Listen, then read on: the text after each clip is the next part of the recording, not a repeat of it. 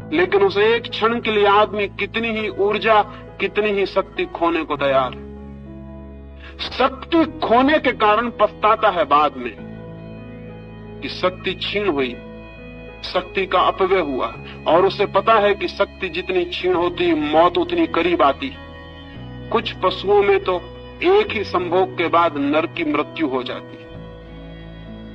कुछ कीड़े तो एक ही संभोग कर पाते हैं और संभोग करते ही करते समाप्त हो जाते हैं। अफ्रीका में एक मकड़ा होता है, वो एक ही संभोग कर पाता है और संभोग की हालत में ही मर जाता है, इतनी ऊर्जा छीन हो जाती है। मनुष्य को यह अनुभव में आ गया बहुत पहले कि सेक्स का अनुभव शक्ति को छीन करता है, जीवन ऊर्जा कम होती है और धीरे धीरे मौत करीब आती है।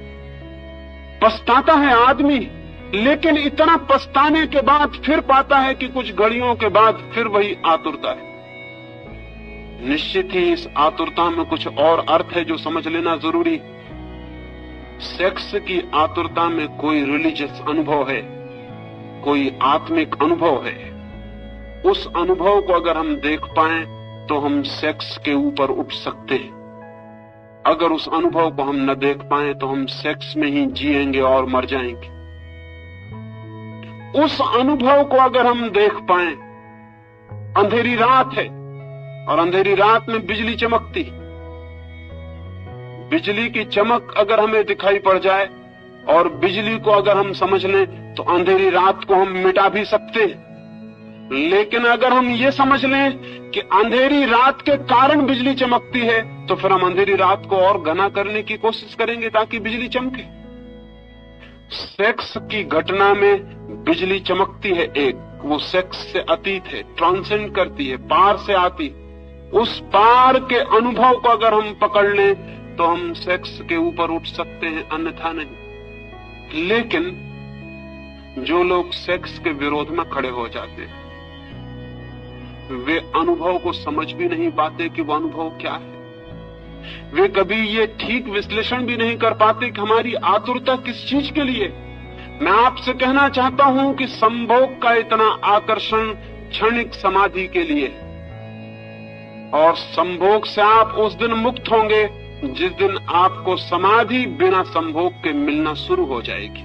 उसी दिन संभोग से आप मुक्त हो जाएंगे, सेक्स से मुक्त हो जाएंगे।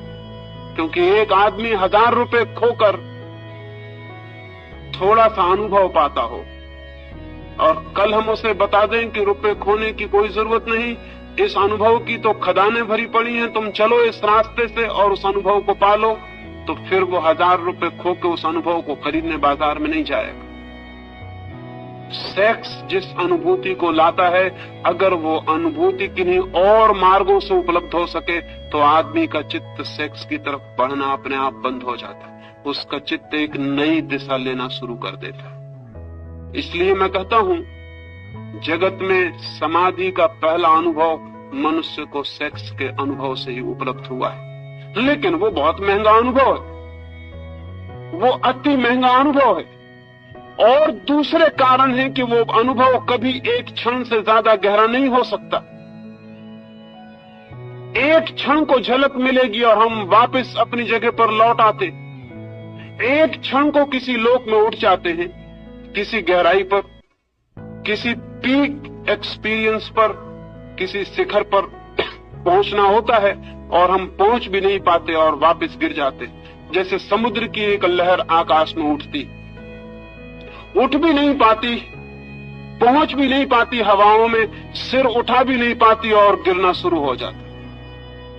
ठीक हमारा सेक्स का अनुभव बार बार शक्ति को इकट्ठा करके हम उठने की चेष्टा करते हैं। किसी गहरी जगत में, किसी ऊंचे जगत में एक क्षण को हम उठ भी नहीं पाते और सब लहर बिखर जाती है, हम वापस अपनी जगह खड़े हो जाते हैं और उतनी शक्ति और ऊर्जा को गंवा देते हैं। लेकिन अगर सागर की लहर बर्फ का पत्थर बन जाए, जम जाए और बर्फ हो जाए तो फिर उसे नीचे गिरने की कोई जरूरत नहीं।